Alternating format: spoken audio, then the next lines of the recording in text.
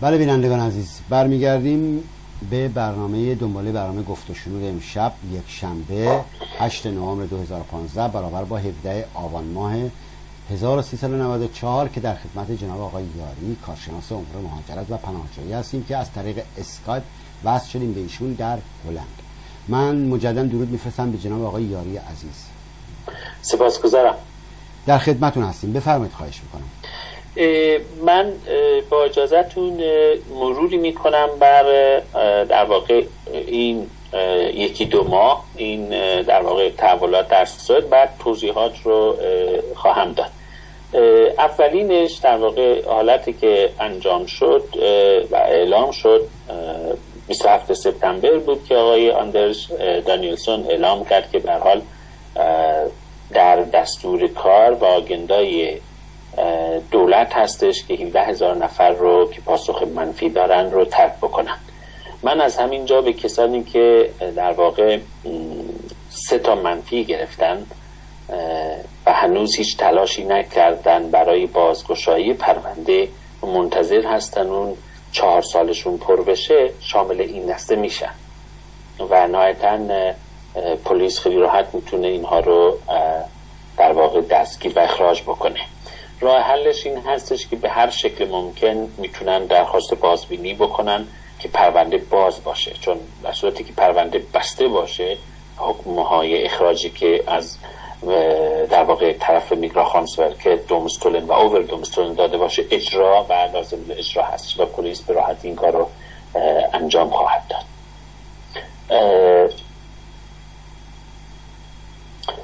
کلا در سیاست اتحادیه اروپا در نظر دارن که در چندین کشور پناهجویان اقتصادی رو بازگردونن.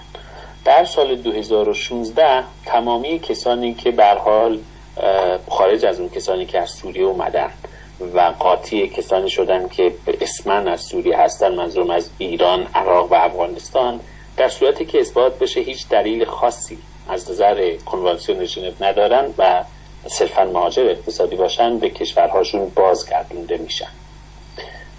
در سوئد در سال 2015 30,000 کودک تنها اومده که اکثرشون از افغانستان هستن. هنوز بین احزاب، در واقع منظورم احزاب مدرات، دموکرات مسیحی و حزب مرکز و محیط زیست، اختلاف هستش که ما از سن کودک رو چقدر اعلام بکنیم و اساساً ما قصدیم اونها رو بپذیریم یا نپذیریم. یک مسئله دیگه هستش که در واقع به دادن اجازه اقامت دائم یا اقامت 3 ساله. در توافقی که انجام شده و میبایست این توافق تا 6 ماه آینده و قبل از سمستر تابستان شروع بشه، دولت دقیقاً مشخص بکنه که به چه کسانی اقامت موقت 3 ساله و به چه کسانی اقامت دائم داده بشه. در توافقی که انجام شده احزاب مدرات و دموکرات مسیحی میگن که مثلا خانواده‌ای که اومده بایستی همزمان همشون اومده باشن و به همشون ما اقامت بدیم، وگرنه اگر کسی دیرتر بیاد اصلا ما چیزی به اسم اقامت نمیدیم و یا اقامت دائم به اون خانواده نمیدیم که کسان دیگه ای رو منتظر بمونن و از قانون الحاق خانواده استفاده بکنن. به خود این تناقض بسیار عجیب حقوقی هستش که در واقع از قانون خارجیان سوئد و قوانینی که رایج هستش در اتحادیه اروپا خود قانون الحاق خانواده رو زیر سوال میبره. البته از یک میشه اینطوری برآورد کرد که در 2000 اینطوری که در واقع عنوان شده در 2015 و 16 اگر این روندی که هست شاید در این 2 سال، یعنی در سال تا آخر سال آینده میلادی 300,000 نفر به سوئد بیان و این در واقع دولت رو هم در بحران قرار داده و هم 2 دسته و چند دسته کرده. کسانی هستند که به هر حال مثل حزب مرکز، محیط زیست، چپ ها موافق بحث پناهجویی و دادن اقامت هستند، کسان دیگه به هر حال موافق نیستند. یک ناامنی عمومی هم هست، حالا 2004 محل استقرار پناهجویان به آتش کشیده شده. یک نوع در واقع اون حس انسان دوستی رو که در سوئد برای انسان و پناهجو و پناهنده در واقع از قبل بود، این رو خیلی به خطر انداخته. افزایش چشمگیر مدت انتظار برای در واقع دریافت اقامتشون که بالاخره بهشون اقامت میدن یا نه، از حداقل 6 ماه به 9 ماه که بود به حد اکثر تا 2 سال میرسونه و این بسیار چیز هستش و این به هر حال اشکالاتی رو در همین الان هم موجود هستش، ولی قطعا در آینده این رو بیشتر خواهد کردش. مورد دیگه این هستش که سوئد یک طرحی رو داره که اتفاقا از هلند کپی پیست کردن. شما میدونید که در هلند یک سیستمی رو داره مهاجرت یا ایندی هلند داشتش تا چند ماه قبل که اگر پناهجویی دوشنبه مصاحبه اصلی میشد، شما موظف بودید در 72 ساعت یا تا جمعه بهش 3 جواب بدید. یا اینی که بهش بگید بله موافقت شده با درخواست اقامت شما، یا اینی که مینداختن توی پروسه 6 ماهه، یا بهش منفی میدادن. دقیقاً الان سوئد میخواد این کار انجام بده. یک پروژه جدید رسیدگی به درخواست‌های پناهندگی هستش. درخواست‌هایی رو که در واقع از همون اول مشخصه که درخواست قوی نیستش، خیلی سریعتر از قبل میتونن رد بکنن. به درخواست‌هایی که بیس حقوقی داره میتونن بندازن توی حالتی که به هر حال میتونن بیشتر و عمیق‌تر نگاه بکنن و به خودی خود این به ضرر متقاضیه. چون شما اگر به سرعت یک پرونده رو بخونید، اون زمان رو برای ترجمه، برای بررسی دقیق، برای خیلی چیز از دست میدید که بتونید به پرونده به خوبی در واقع روش کار بکنید. به همین منظور سوئد از کمیسیون اتحادیه اروپا درخواست کمک کرده. این کمک‌های بسیار در واقع متعددی هستش، کمک حقوقی هستش، کمک مالی هستش و بیشترش کمک‌هایی هستش که به هر حال میشه و انتظار میره که سوئد خودش به تنهایی پاسخگو نیستش و یک جورایی هم سوئد چون از نظر تعداد و آمار در واقع دست کمی نسبت به جمعیت 10 میلیونی که داره از آلمان نیستش، یک طرحی رو برای خودش داره که بیشتر به طرح خانم آنگلا مرکل شباهت داره که اونها هم مجبور هستن. ولی یک چیز بسیار بدتری هم که به هر حال آقای مورگان یوهانسن اعلام کردن در 6م این هستش که حتی میشه به قول سایت استکهلمیان در آنارشیسمی رو در سیستم حقوقی سوئد دید. چون اونها خیلی راحت گفتن که ما دیگه اصلا کسانی رو که بیاد اولا نیاد بسید، دوما اگر میاد ما دیگه سرپناهی نداریم، یا اینی که خودتون بگردید یه سرپناهی برای خودتون پیدا بکنید. و این در از زبان یک وزیر در سوئد بسیار یک چیزی اصلا فاجعه هستش. حتی از آنارشیستش که بگذاریم، بالاخره شما ممکنه با یک شخص یا یک سیستم آنارشیستی قرار بگیرید، ولی اینی که اوکی طرف آنارشیست است ولی حقم میده، یک بحث دیگه است. اینی که وزیر برگرده بگه که اساساً مال به قول هلندیا اوپیز پر شده ظرفیت، ما سرپناهی نداریم، خودتون بگردید برای خودتون جای رو پیدا بکنید. این میشه گفتش که به هر حال اداره مهاجرت، کمونها، اداره کار، اداره مالیات و همه اون ارگان هایی که به هر حال در سر و کار دارن این مشکل خودشون به هر حال به وجود آوردن و غالبا اگر اداره مهاجرت برای اسکان پناهجویان جا و امکانات کافی به اندازه کشوری مثل سوئد نداره، چرا پذیرفته که اقامت دائم رو به این عده بده که به هر حال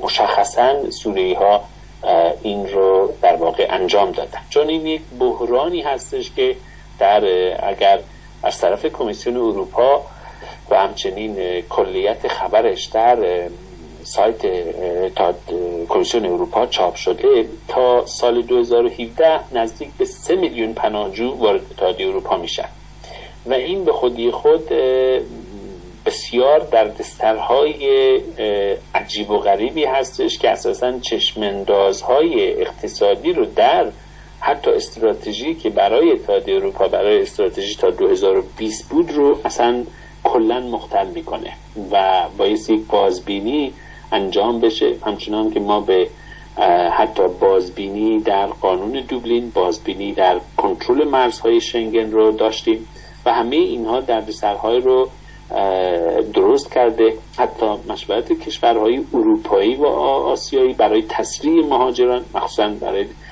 بازپس فرستادن کسانی که از افغانستان اومدن البته جواب منفی دارن در آلمان، مذاکراتی که بین آنگلا مرکل و رژپ طیب اردوغان بود و همه اینها نشون میده که یک بحران بسیار دست و پاگیر در واقع ایجاد شده و این به خودی خود میتونه در واقع بسیار خطرناک باشه. حتی سخن از این هستش که در سوئد ما دیگه چیزی به اسم اقامت دائم رو برداریم، یک اقامت 3 ساله بدیم.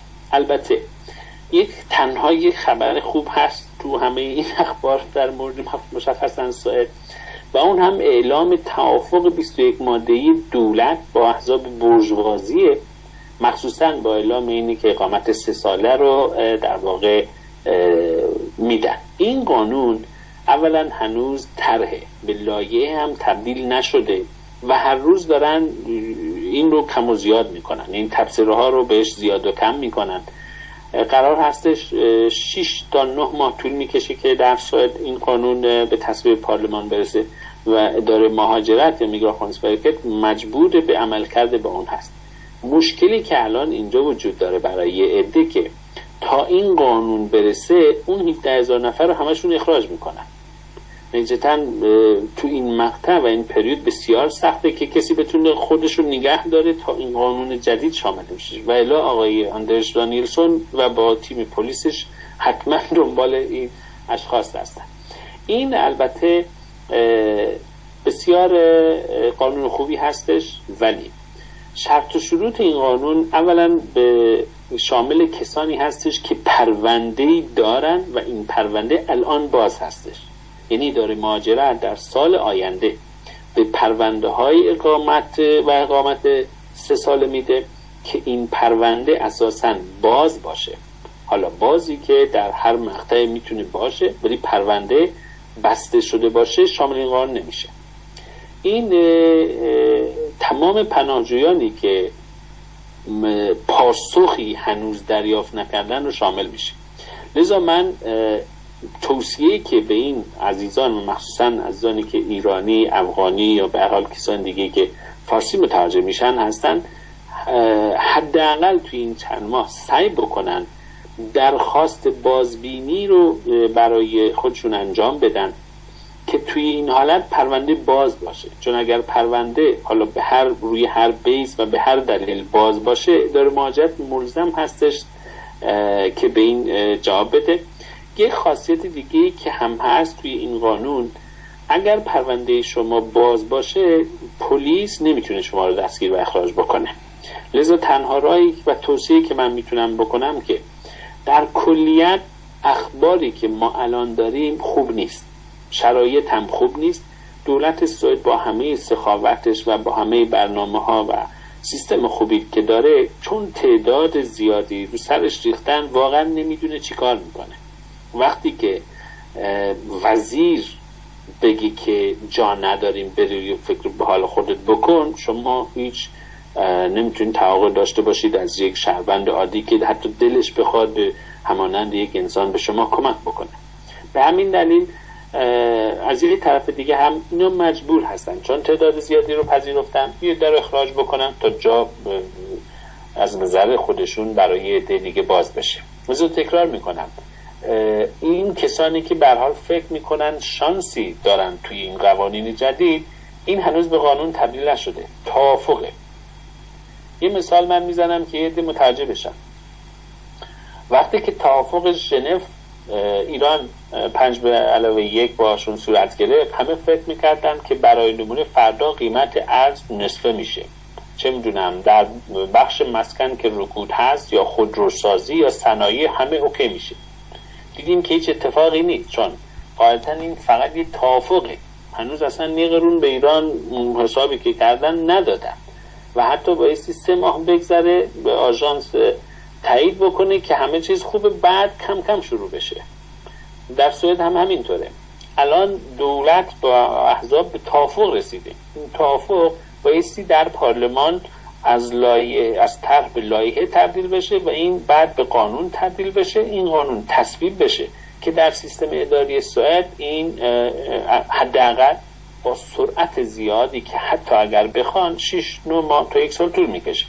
نتیجتاً اولویتی که هست دولت و کسانی که به هر حال دارن این رو انجام میدن به این شکل میتونن عمل بکنن که اول ما یه تصفیه بکنیم، کسانی که غیرقانونی هستن رو همه رو شناسایی و دستگیر و اخراج بکنیم، بعد به یه عده حالا اون هم حالا اقامت موقت بدیم، 3 ساله بدیم، یه فکری به حال پرونده بکنیم. نتیجتاً من توصیم باز هم تکرار میکنم به اون دست عزیزانی که در سوئد هستن پروندهشون بسته است. بسته به معنای اینه که 3 تا منفی دارن و منتظر هستن که 4 سالشون پر بشه، یا به هر دلیلی در یک پروسه احتمال بسته شدنش در چند ماه آینده هستش، تلاش بکنن که درخواست بازبینی بکنن، نرن خودشونو قایم بکنن بگن خب الان ما به هر حال میریم قایم میشیم که 4 سالمون پر بشه. به 2 علت. یکی اینه که اگر پرونده‌ای باز نباشه پلیس محق هستش که شما رو به صفت غیرقانونی دستگیر و اخراج بکنه.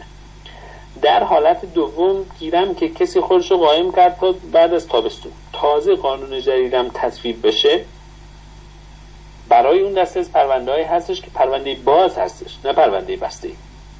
و حالا هیچ ضمانتی هم نیستش که در سوئد تا تابستان اینا بخوان یه قانون رو تصویب بکنن 20 تا قانون دیگه عوض نکنن. شما شاهد هستید که در چند ماه گذشته چقدر دولت‌ها قانون‌هاشون رو تغییر دادن، مرز باز شد، حتی با هم دیگه در کلنجار هستن و این واقعا یک معضل و مشکل جدیه. جالب این جناب حسنپور، آلمان از اتریش، 2 تا کشور عادی قدرتمند هم هستن، آلمان شکایت کرده از اتریش در کمیسیون اروپا که شبانه و دزدکی اتریش کسانی که اونجا هستن رو خودش کمک میکنه و وارد آلمان میکنه. این ببینید یه دولتی سیاستش اینه که شب بشه شما رو غیرقانونی وارد آلمان بکنه، اونم کی؟ اتریش. بحث ما یونان نیست، ترکیه نیست. به خاطر همین این موضوع بسیار جدیه که حتما بهش توجه بکنم. ما به هر حال خوشحال میشیم اگر کسانی به مشاوره، به کمک، به هر نوع فعالیتی که منجر بشه که حداقل پرونده باز نشون داده بشه، در سیستم باز باشه و بتونن تلاش بکنن. البته این رو خاطر نشون میکنم الان بازبینی پرونده ها رو خیلی سریعتر کردن. پرونده ای امکان باز شدن و بازبینی داره که یه چیزی برای گفتن داشته باشه. اصطلاحاً اون از ماده 12-19 یا نیه پروونینگ استفاده بشه، باید یه چیزی نیه باشه تا پروو بشه. و الا میگراخانسورکت به آسونی در پرونده های رو داریم که ما بعضی وقتا بعد از 4 هفته یا 6 هفته رد میکنه. لااقل یه چیزی باشه که حتی اگر میگراخانسورکت رد کرد جا برای چالش باشه. در حال من امیدوارم، میدونم که در 6 ماه یا 1 سال آینده روند بسیار بعد از نظر برای پناهجویان بسیار بد خواهد بود. خیلی خبرها به علتهای گوناگون زیاد خوب نیستش. ما خوشحال میشیم که در این زمینه بتونیم قوانین رو، شرایط رو آگاهگری بکنیم، کمک بکنیم و مؤثر باشیم. اتفاقا من ناراحتی که داشتم این بود که قسمت کوچیکی از انرژی ما صرف یک کارهای روزانه میشه که به هر حال کارهایی هستش که میشه کسان دیگه انجام بدن. ما بریم اونجا رو بگیریم که به هر حال میتونه قانون رو عوض بکنه و بتونه صدها یا هزاران نفر رو کمک بکنه در راستای حالتی که به هر حال به درد این عزیزان بخوره. از اونجایی که ما بیشتر متقاضیانی که داریم ایرانی هستن، حتما در تلاش هستیم به شکل حقوقی که در یک حالت بسیار خوب موفق شدیم، به زودی هم این رو چاپ میکنیم که در کجا و به چه حالتی هستش، بتونیم در روند این شکل اخراج ها در قوانین جدید در یک سری چیزهای دیگه مؤثر باشیم، یا لااقل به سهم خودمون اون چیزی که انتظار میره رو همانند قبل انجام بدیم. بله آقای یاری عزیز، بسیار سپاسگزارم، چون وقت برنامه محدوده و به پایان من بتونم فقط 2 تا پرسشو که به من رسیده رو بگم و شما پاسخ بدید. یه پرسش هست که آیا درخواست الحاق خانواده منوط به پاسخ مثبت گرفتنه؟ یعنی پرسش بعد از اینکه من جواب گرفتم میتونم خانواده‌مو با خودم ملحق کنم؟ و ضمناً اگه بخوام خانواده رو ببینم، براشون دعوتنامه بخوام بفرستم، در دوران پناهجویی این حق رو دارم و یا خیر، و یا باید صبر کنم تا جواب بگیرم و بعداً پدر و مادرم و یا خواهر و برادرم رو بخوام ببینم؟ من بسیار سپاسگزاری میکنم، این پرسش رو پاسخ بدید. ببینید، اگر من به هلند اومدم، تقاضای پناهندگی کردم، همسر و بچه هام مثلا در ایران یا هر جای دیگه هستن، الحاق خانواده زمانی هستش که من اداره مهاجرت اون کشور به هم اقامت داده باشه که برای اونها هم درخواست بکنم. نتیجتاً تا کسی که خودش، حالا ممکنه یک مرد برای همسر و فرزندانش یا بالعکس باشه، تا متقاضی اقامت نگیره چیزی به اسم امکان الحاق خانواده رو ما اساساً نداریم. یعنی منوط به جوابه 100%. بله. و اون پروسه‌ای هستش که در اکثر کشورها بایستی زیر 3 تا 6 ماه انجام بشه و الحاق خانواده خیلی اشتباه میگیرن. حتما از نظر چیز به همسر و فرزندان زیر 18 سال هستش، نه برادر، خواهر، مادر، پیر. اینها منظورم اینه که من اگر الان اومدم در هلند اقامت گرفتم، هلند به من اجازه میده، میگه خیلی خوش اومدید، هلند اقامت دادیم، شما الان میتونید الحاق خانواده بکنید. منظورشون همسر و فرزندان منه، نه پدر و مادر من یا برادر یا خواهر من. برای دعوتنامه هم همینطوره. من اگر الان اومده باشم در هلند، خودم در کمپ هستم، درآمدم چیزی که میدن بعد وقتا در ماهی 200 یورو هستش، در یه اتاقی هستم که الان کمپ‌های جدید بیشتر این زندان میمونه. حتی من زندان‌های چیز رو چندی کشور رو دیدم، رفتم، زندان‌های خورده امکانات داره. الان توی یه اتاق 3x4 به شکل بسیار فجیع شما رو قرار دادن که بیشتر کمپ نمیشه که زندانه. یا حتی الان در آلمان یا کشورهای دیگه چادر گذاشتن، چیزی به اسم کمپ نیستش و شما در چادر هستش. هیچ درآمدی ندارید، هیچ اقامتی ندارید، هیچ شماره حسابی ندارید، هیچ چیزی ندارید در سیستم. چطور میشه شما برای کسی دعوتنامه بفرستید که خودتون هنوز هیچ چیزی تو این سیستم ندارید؟ قاعدتاً کسی که مثلا درخواست پناهجویی کرده و پناهجو هست هیچ حقوقی نداره. یعنی حقوق منظورم اینه که تا کسی اقامت نگیره شماره مالیاتی بهش نمیدن، اجازه کار به اون مدلی که تعریف شده هست نمیدن، دولت موظف نیست بهش خونه بده، خونه منظور خونه‌ای که هستش برای خودش هستش، حقوق بهش نمیدن. و تازه حتی بعد وقتا کسی هستش که 2-3 سال حتی 4 سال هم اقامت گرفته، خونه و همه چیز داره، ممکنه دعوتنامه هم بفرستید بگن که شما کار سفید نداری یا امکانات کافی برای اینی که کسی رو دعوت بکنید رو ندارید. خیلی از عزیزانی که الان در هلند روی سیستم وب آوتکرینگ هستن یا حتی در سیستم‌های سوسیال در کشورهای دیگه نمیتونن عزیزانشون، حتی با وجود اینکه اقامت گرفتن، خونه، ماشین، گواهینامه، خیلی چیزا هم دارن، ولی وقتی که دعوت میکنن جواب سفارت این هستش که متقاضی یعنی دعوت کننده در شرایطی نیستش که بتونه شما رو تامین بکنه و این یک مقدار سخت هستش که شما چند سال پدر مادر یا کسی رو ندیدید، الان همه چیز دارید، ولی تو از نظر سیستم این هستش که قاعدتا منطق سیستم ها این هستش که من الان اگر در این دفتر اجاره نشین باشم حق ندارم یه اجاره نشین دیگه بیارم، ولی اگر این دفتر مال خودمه میتونم یه اتاقش یا نصفشو بدم اجاره. منطق اینطوری هست. بله، بسیار سپاسگزارم. پرسش دیگه هست که آنانی که با نام غیر واقعی خودشونو معرفی میکنن و درخواست پناهجویی میکنن، بعد از که پاسخ میگیرن دچار دردسر میشن و یا میتونن بعدها برن دوباره نام واقعی خودشونو اعلام بکنن و یا خیر؟ اساسا نه. حتی اگر اداره مهاجرت این رو متوجه بشه یا بازبینی بشه یا کسی گزارش بده، اقامتش رو هم ازش میگیرن. معمولا شما محق نیستید. ممکن هستش که من بیام با اسم مستعار داشته باشم ولی دکیومنت هم مال خودم باشه. یعنی منظور اینه که من به هلند میام میگم که این شناسنامه من، این کارت ملی من هستش. رو شناسنامه من مثلا به خاطر فعالیت سیاسی میتونم اسم مستعار داشته باشم، ولی اون اسم مستعار صرفاً برای هویت و ابراز هویت من نیست. تو بین دوستان یه اسمی رو هم انتخاب کردیم، اسم تشکیلاتی من میتونه باشه. قاعدتاً اگر با هر اسمی شما پذیرفته بشید، بعدها شرایط تغییر اسم و فامیل وجود داره، ولی تغییری که منطقی باشه. مثلا فرض بکنید من این ماکل داشتم که ایشون اسمش جبار بود. خب میدونید در هلند ج رو با یه می نویسن، ایشون رو صدا میکردن یبار. این بار ایشون ج کرد، یعنی اون چیزی که خ می بود. این بار صداش میکردن خبار.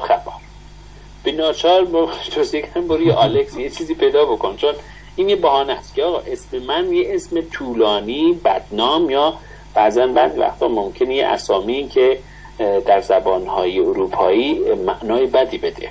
یعنی اگر دلیل موجهی باشه که من اسمم این هست و این دلیل اسم یا فامیلم با کوتاه یا به هر حال راستوریز میکنم، این امکان وجود داره. ولی اگر کسی اومده باشه بگه من اسمم مثلا داریوش هستش، ولی این اسم داریوشی همینطوری هیچ دکیومنتی ندارم که نشون بدم، اسم اصلی من مثلا امیر هستش، من الان بخوام اصلا بهش اجازه نمیدم. یک مشکل دیگه این هم هستش که وقتی که شما اقامت بهتون میدن با اسم داریوش، قاعدتا اون دکیومنت به اسم داریوش صادر میشه. حالا اگر شما بخواید تمامی بک‌گراندتون رو به اینجا بیارید، یعنی اگه شما بگید که من در ایران لیسانس داشتم، خب مدرکی که دارید به اسم امیره، اونجا خودش اشکاله برای حتی کسانی که پناهجو به پناهنده تبدیل میشن. برای کسانی که ریگولار هستن، یعنی اقامت‌های دانشجویی، اقامت‌های کاری، تجاری، همه اینها حتما بایستی پاسپورت داشته باشن. باشه اساسا شما نمیتونید دو پاسپورت باشید. نشده من توصیهم هستش به هیچ عنوان در دادن هویت اصلا دستکاری نکنم. اون قبلا ها چون انگشت‌نگاری نبود و قانون دوبلین سفت و محکم نبودش، میشد حسن بیاد بگه من اسمم حسینه، میشد.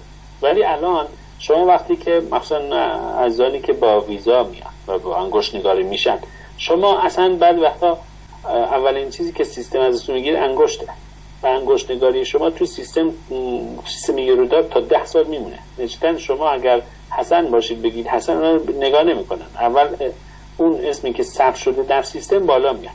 به همین دلیل الان تعداد زیادی ما مسئله دوبلینی داریم که اونها فکر میکنن اسمو من عوض بکنم سایت متوجه نمیشه مثلا من ویزای ایتالیا رو داشتم، در حالی که اونها با اسم کار ندارن، میگن سرانگشت شما در سیستم هستش و طبق این سرانگشت شما واسه برگرد. حالا حسن هستی، حسین هستی، برو ایتالیا به اونها بگو که من کی هستم. مثلا توصیه اکید من این هستش به هیچ عنوان نبایستی از اسامی، حالا چه اسم چه فامیلی که نمیتونن مدارک هویتی رو براش ارائه بدن استفاده نکنن، چون برای شناخته شدن یک پناهجو 4 اصل مهمه. یکی اینه که شما کی هستید، هویتتون احراز بایستی بشه و هویتی که شما میگید نمیتونید اون مدارکی رو ارائه بدید. به هر حال اون کسی که میاد میگه داریوشه، شناسنامه، کارت ملی و 100 تا مدرک دیگه میتونه ارائه بده که من داریوشم. ولی اگه شما داریوش باشید و بگید امیر، هیچ چیزی به اسم امیر رو نمیتونید ارائه بدید. و حتی اگر چیزی هم دستکاری بکنید و غیر واقعی جلوه بدید، به خودی خود این بیشتر در پروسه است. اینه که چگونه اومدی، یعنی همون کسی راحت، اینه که به چه دلیل یا دلایلی اومدی و چه پیش میاد که برگردی. نشدن هویت بعضا اصلی ترین حالت هستش. موارد زیادی که من تو این چند سال بهش برخوردم، حتی اگر شما هویت خودتون رو به هر شکل ابتدا به ساکن دستکاری بکنید، حتی موضوع چیز میره توی مسئله سکیوریتی. یعنی مثلا الان این آقای داریوش بیاد که من بگه اسمم امیره، دولت هلند حق داره که از نگاه امنیتی بهش نگاه بکنه که چرا کسی بایستی هویت خودش رو چنج بکنه، حتما دلیل خاصی داره و میبرن توی کاتگوری که بعد وقتا 1 سال 2 سال تحقیق میکنن، تازه میفهمن طرف اصلا هیچ منظوری نداشته. ولی دولت حق داره که این گونه منفی فکر بکنه، چون ابتدا به ساکن شما سر دولت رو کلاه گذاشتید، اونها فکر میکنن که خب فردا چی کلاهای دیگه میخواد بذارید و علت اینه که شما در واقع اسم خودتون رو عوض کردید چی است. فقط یه استثنایی وجود داره برای کسانی که اقامت دارن. توی اون حالت میتونن بعدها اسم و فامیلشون رو عوض بکنن و بایستی دلیلی داشته باشن که به چه علت این رو دوست دارن عوض بکنن، یا دلیلی که به هر حال در دادگاه حتما هم نداره مهاجرتی انجام میشه و دادگاه با اون قاضی تصمیم میگیره که بله با اسم عوض کردن شما میتونیم چیز بکنیم. یک استثنای دیگه وجود داره که مثلا الان شما مثل آقای حسنپور با پاسپورت هلندیتون سفر بکنید به اسرائیل، خب قاعدتا ویزا بهتون داده میشه، ورود و خروج داده میشه و چنانچه شما به کشورهای خاورمیانه یا کشورهای دیگه سفر بکنید، در بعضی از کشورها اساسا شما رو ممنوع الورود میکنن، چون میگن شما به اسرائیل رفتید و ممکنه بک‌گراند شما رو چک بکنن. شما حق دارید بگید به در واقع شهرداری محل خودتون که دلیلتون از سفر به اسرائیل چی هستش. میتونید یک پاسپورت موقت رو بگیرید که با اسامی دیگه یا یک پاسپورت دیگه که با همون اسم باشه ولی هیچ مهری دیده نشه. این هم استثناء هستش. کسانی که به هر حال به دلایل خاصی برای تجارت، برای یک سفر خاصی انجام میرن، میتونن از 2 پاسپورت استفاده بکنن که یک پاسپورتشون رو همیشه حفظ بکنن که نشون نده که مهری یا ویزایی از اسرائیل هستش. بعضا هم برای امریکایی‌ها برای کوبا رفتن مثلا دور میزدن میرفتن به کانادا، چون اونجا رو ممکن بود به شکلی که وارد میشن براشون مهر ورود و خروج نسید. ولی اون گفتم چنج اسم نیست، شما یک فسیلیتی هستش که سیستم در واقع شما رو چون یک شهروند هستید و ممکنه فقط به علت سفر به یک کشور در سفرهای بعدی دچار مشکل بشید، یک پاسپورت اضافی بهتون میده، اسمتون رو اجازه نداره چنج بکنه. بله آقای اشاره کردید به پاسپورت.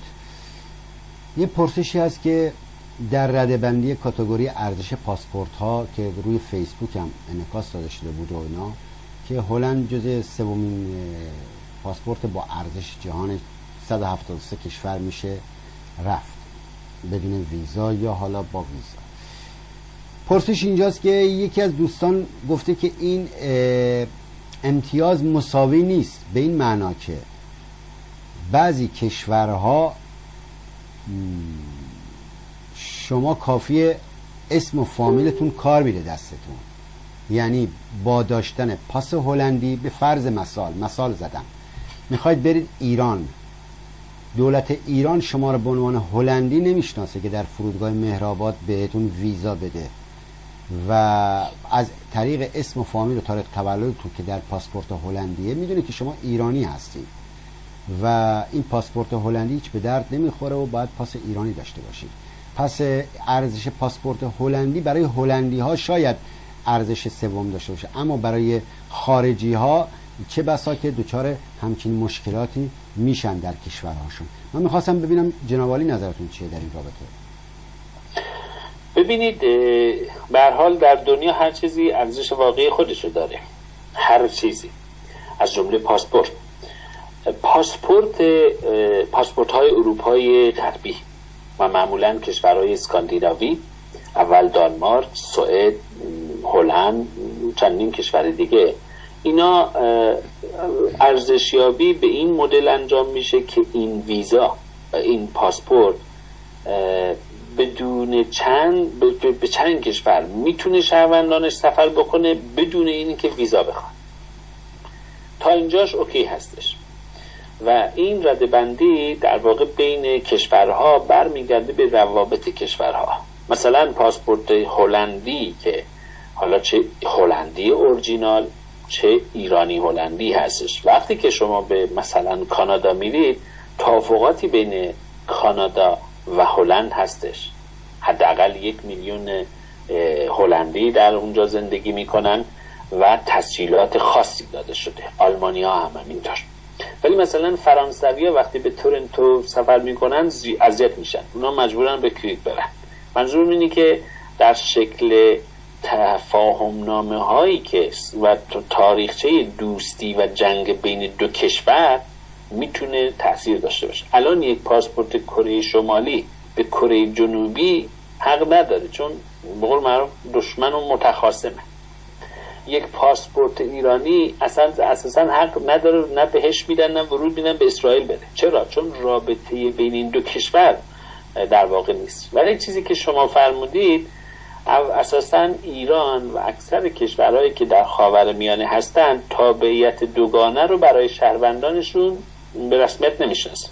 یعنی اگر یک هلندی اورجینال همسایه شما با شما پاشه بره ایران، اون که اورجینال هلندیه اولا برای ورود به ایران با پاس هلندیش بایستی براش ویزای ایران رو گرفت که جدیدن اتفاقا گفتن ویزا رو استیکری در فرودگاه خیلی سریع میدن.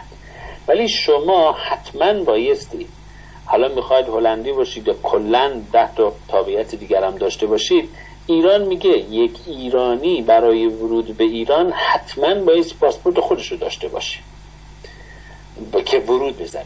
بعد از شما یعنی یا هر شهروند دیگه‌ای که در واقع میخواد بره، اساسا ایران یعنی الان مثلا من اگر بخوام به ایران برم، من با پاسپورت هلندی رو اصلا راه نمیدم. میگن اینجا نوشته شده که اسماعیل یاری شما الان ایرانی هلندی هستید، پاس ایرانیت کو. شما شهروند ایران هستید یا بایستی شهروندی رو پس داده باشید. خب اگه پس داده باشم بایستی من طبق ماده 888 تقاضا کرده باشم به وزارت امور خارجه، وزارت کشور ایران موافقت کرده باشه که من دیگه شهروندی ایران رو پس دادم. در اون حالت به همانند یک شهروند هلندی باز ویزا میخوام. ولی اگر شهروندی رو پس ندادم، میگن با پاسپورت ایرانی وارد ایران میشید، حالا هر چقدر میخواد بمونید. وقتی که از ایران خارج میشم میگن آقا کجا؟ من مقیم هلندم، تابعیت هلند رو دارم، میذارم برید. نتیجتاً افرادی که دو تابعیت هستن، مسئله تابعیت های دوگانه رو خیلی کشورها، نه فقط ایران، دقیقاً همین مشکل وجود داره. تمامی کسانی که مثلا ایرانی آمریکایی بودن با پاس ایرانیشون رفتن ایران، به علت ایرانی یعنی به علت های مختلفی میتونه افراد شهروند خودش رو دستگیر بکنه. میگه به علت اینه که شما یک شهروند ایرانی هستید و این جرم اینها رو داشتید، ما شما رو دستگیر میکنیم. حالا تا دارای گرین کارت یا تابعیت امریکا چیز رو برای شما زیاد و کم یعنی هیچ سودی نداره، بلکه خیلی وقتا ضرر هم داره. چون ایران میتونه بگه که مثلا شما برای دولت آمریکا اصلا کار میکنید، جاسوس هست، یه چیزایی میگه. همین کسانی که در معمولا خبرنگار، این آقای جیسون رضاییان یا کسای دیگه هستن، یا اصلا 2 نفر بیچاره کوهنورد بودن رفتن از داخل ایران که شدن، ایران به همین بهانه رو گفت که شما کوهنورد نیستی، جاسوس هستید. یا خود آقای جیسون رضاییان، ایشون هم این حالت رو داره. ایشون ایرانی هستش که با پاسپورت ایرانی خودش وارد ایران شده، ولی ایران زمانی که وارد شده ایشون رو داستانش فرق می‌کنه. منظورم که میتونه در حین ورود به ایران، در حینی که در ایران اقامت داره و زمانی که میخواد بیاد بیرون ایشون رو بگیره. ولی اون حالتی رو که ما مبنا قرار میدیم برای شهروند مثلا هلند، داشتن پاسپورت و حتی آیدی این اعتبار جهانی رو واقعا داره. شما الان با همین آیدی که دارید اگر پشتش رو نگاه بکنید نوشته تمامی کشورهای اتحادیه اروپا، اونایی که جزء اتحادیه اروپا هم نیستن، به اضافه ترکیه و مراکش رو با همین آیدی که الان من و شما داریم میتونیم بریم بدون اینکه حتی ویزا هم بخواد، بدون هیچ اجازه. اونجا این حالت وجود داره. به خاطر این دقیقاً کسانی که دو تابعیت هستن به علت تابعیت های دوگانه میتونن دچار بشن و دستگیر، شکنجه یا به هر دلیلی هستش. نوشتن شهروندانی که اورجینال هلندی یا اروپایی هستن هیچ وقت دچار این مشکل نشده و نخواهند شد. در دوران مثلا در واقع تا 40 سال پیش پاسپورت ایرانی برای ورود و خروج و برای اهمیت در رده 17 دنیا قرار داشت، ولی الان پاسپورتی که برای جمهوری اسلامی صادر میکنه فکر میکنم بعد از افغانستان در ردیف آخر در پنجم هست. انشالله ردیف آخر منظور من 190 یا احتمالاً 205 کشور باشه. یعنی به این معنا که هر ایرانی بخواد وارد ایران بشه حتما باید با پاسپورت ایرانی وارد بشه، مگر آنکه تابعیت خودش رو تغییر داده باشه رسما. من بعید میدونم، تا حالا هیچ کسی رو ندیدم من، شاید باشه که تابعیت کشور خودش رو پس بده. بله. چون به هر حال خیلی سخته شما تابعیت یک کشور رو پس بدید. نتیجتاً تمامی کسانی که به ایران تردد میکنن 100% دارای پاسپورت ایرانی هستن و از جمله اونهایی هستن که مثلا اگر کسی در هلند هستش، این شخص رفته به سفارت ایران مراجعه کرده در لاهه یا در که شهرهای مختلفی که هستن، تقاضا کرده، اگر داشته تمدید شده، اگر نداشته براش صادر کردن و حتی در پاسپورت ایرانی ذکر میشه که محل صدور سفارت ایران در لاهه و آخرین خروجش هم نوشته میشه. نوشتن احتمالاً شما سوالتون از این زاویه شاید هم باشه، پس کسانی که تردد میکنن یا معمولاً توی رای گیری ها این بسیار زیاد هستش، یا حتی یک چهره های رو ما میبینیم که طرف رفت توی سفارت رای داد، اصلا طرف نه رای میده، تردد هم میکنه. به هر حال این یه واقعیت. در سوئد ما 92,000 ایرانی رو که داریم، من با یقین میتونم بگم که نصف این تعداد تردد میکنن و اتوماتیک به این معنا که همه اونها دارای پاسپورت ایرانی هستن و چه بسا به قول یکی از دوستان ما میگم پاسپورتی چی یارانه هم به اسمشون گرفته میشه و اینجا هم هست. بله، صحبت زیاده اما متاسفانه وقت برنامه محدود و رو به اتمام. من بسیار سپاسگزارم آقای یاری عزیز از اینکه افتخار دارید در برنامه گفته شنود امشب در خدمتون باشیم. امیدوارم که باز هم شما را داشته باشیم در برنامه آتی گفته شنود سیمای رهایی با پرسش های تازه. خواهش میکنم. من هم از شما و شنوندگان و بینندگان عزیزتون بسیار سپاسگزارم که صبورانه به حال گوش فرا دادید. امیدوار هستم که در برنامه‌های آینده با مسائل حقوقی دیگه و خبرهای دیگه در خدمت شما باشم. از شما هم بسیار سپاسگزارم. براتون آرزوی بهترین ها رو دارم. همچنین برای شما اوقات خوبی رو آرزو میکنم. همچنین. خدا نگهدارتون. بله بینندگان عزیز، در برنامه گفته شنود امشب که در خدمت جناب آقای اسماعیل یاری کارشناس امور مهاجرت و پناهجویی از هلند بودیم، پرسش‌هایی را که در طول این مدت مطرح کرده بودید با توجه به وقت برنامه مطرح شد و پاسخ‌هایی گرفتیم از ایشون. امیدوارم که باز هم آقای یاری رو در برنامه آتی سیمای رهایی داشته باشیم. بازپخش این برنامه رو میتونید تا یک هفته روی 3 سایت rahayitv.com org و info، تکرار میکنم rahayitv.com org و info تماشا بفرمایید. همچنین روی گوگل پلاس، لینک رهایی تیوی در یوتیوب و صفحات وابسته در فیسبوک و جدیداً در تلگرام هم شما میتونید برنامه‌های سیمای رهایی رو تماشا بفرمایید. تازه ترین لینک ها رو ما در اونجا میذاریم برای تماشای شما عزیزان و در حجم فشرده تر برای عزیزانی که در ایران تشریف دارن و یوتیوب رو نمیتونن باز کنن، اون سایت رو در تلگرام میتونن، اون لینک رو در تلگرام میتونن باز کنن. باری تا گفتشون دیگر و مهمان دیگر همه شما عزیزان رو در هر نقطه جهان که هستید به خدای ایران زمین می‌سپارم. شاد و پیروز باشید.